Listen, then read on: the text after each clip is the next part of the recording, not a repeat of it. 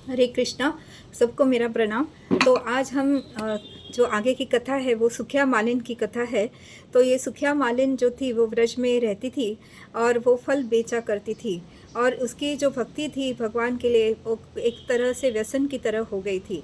तो इसीलिए ये जो तुकाराम महाराज की भक्ति थी वो भी व्यसनात्मिका भक्ति हो गई थी, और इसीलिए वो हमेशा भक्ति में ही रत रहते थे।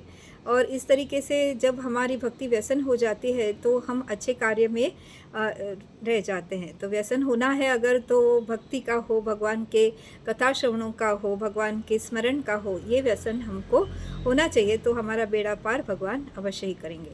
तो इस सुखिया मालिन की इच्छा थी कि भगवान उसे एक बार दर्शन दे दे।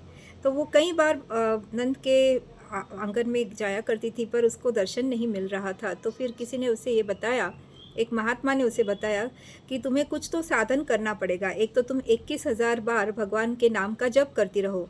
तो उसने कहा कि मुझसे ये सब नहीं होगा। तो फिर उन्होंने कहा फिर 108 प्रदक्षिणा जो है वो नंद के बाबा के जो वाड़ा है उसको आप करते जाना। तो फिर वो करती गई ऐसे, और उन्होंने कहा कि 3 वर्ष जब हो जाएंगे तब आपको भगवान का दर्शन हो जाएगा।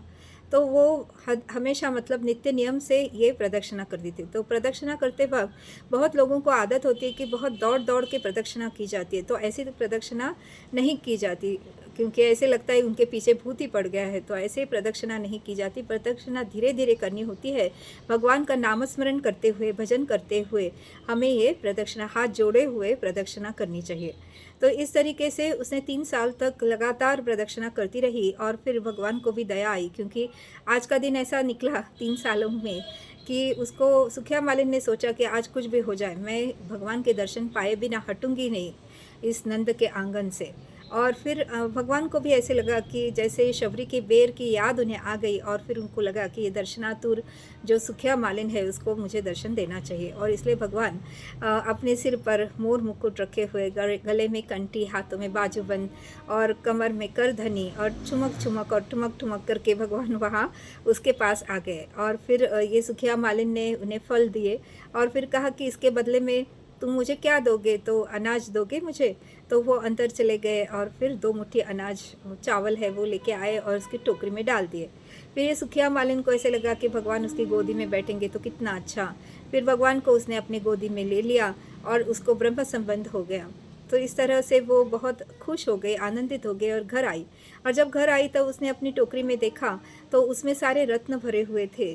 तो भगवान अपने मतलब जब हम अपने सत्कर्म रूपी रत्न जो होते हैं, मतलब सत्कर्म रूपी फल जो होते हैं, जब भगवान के चरणों में अर्पण करते हैं तो भगवान हमारी जो बुद्धि रूपी टोकरी है वो ब्रह्म ज्ञान के रत्नों से भर देते हैं।